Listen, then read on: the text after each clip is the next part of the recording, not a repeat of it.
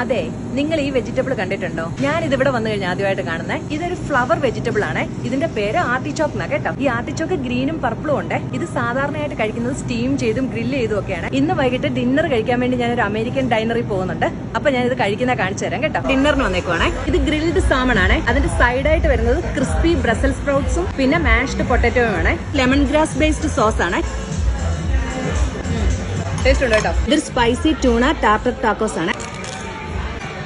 ഈ ടാക്കോസ് നല്ല ക്രിസ്പിയാ. അകത്ത് ട്യൂണ ഉണ്ടല്ലോ, പച്ചയാണ്, കുക്ക് ചെയ്തിട്ടില്ല. പിന്നെ അവക്കാഡോ ഗോക്കമോളയും എല്ലാം കൂടെ നല്ലൊരു കിടു ടേസ്റ്റ് കേട്ടോ. ഇത് നോക്കിക്കേ, ഞാൻ ആദ്യം കാണിച്ച വെജിറ്റബിൾ ഇല്ല, ഇത് ഗ്രില്ല് ചെയ്ത ആർട്ടിച്ചോക്കാണ്. അതിന്റെ കൂടെ ഒരു ലെമൺ ഗാർലിക് ഡിപ്പും ഉണ്ട് കേട്ടോ. നമ്മൾ ഓരോ ഇലയായിട്ട് ഇങ്ങനെ ഊരുമ്പോൾ ഇത് കണ്ടോ, ഇതിന്റെ സൈഡിലായിട്ട് ഫ്ലഷ് ഉണ്ട്. നമ്മളിങ്ങനെ പല്ലുകൊണ്ട് ഇങ്ങനെ കഴിക്കണേ കേട്ടോ, ഇങ്ങനെ. എന്നിട്ട് ഈ ഇല കളയാം.